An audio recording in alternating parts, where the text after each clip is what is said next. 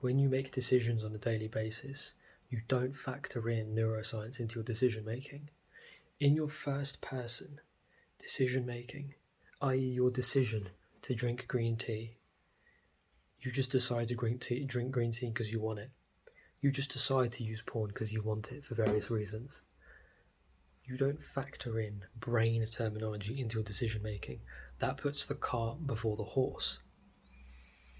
The reason why you use porn in your first person point of view is because you want to for reasons. Reasons are not physical. Reasons is a concept. Ideas are a concept. They don't exist physically.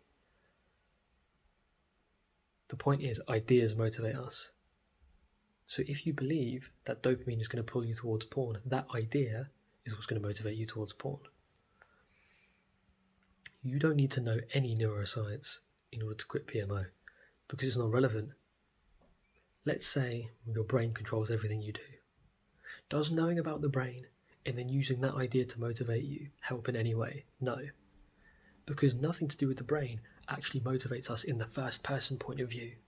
In the first person point of view, i.e. how we make any decision on a daily basis, is just dependent on ideas that we have, on benefits that we see in things, of reasons to do things. You know, look, this is my setup. I bought this microphone because it's going to help me make content.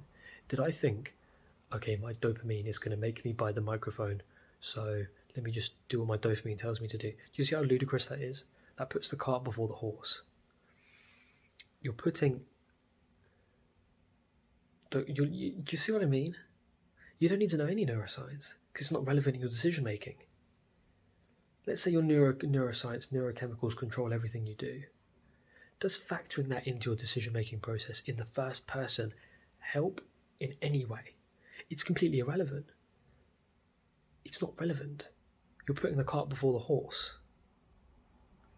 In the world, we have things like dopamine, which becomes the neuroscience buzzword for motivation, right? So we have brain terminology and then we have mind terminology.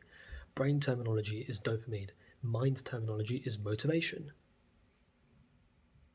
The brain terminology might be habit loop. Mind terminology is just habit. You don't need to think in terms, you don't need to have a brain-centric view. No, you can if you want. If you have a passion for neuro, go for it. But my point is, it's not relevant in your decision-making in terms of how you practically make decisions on a day-to-day basis. It's not relevant at all. You wouldn't, it's pointless.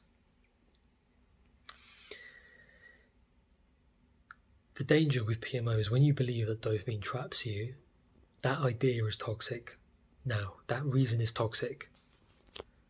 The dopamine itself isn't toxic because it doesn't motivate you. Only ideas motivate you.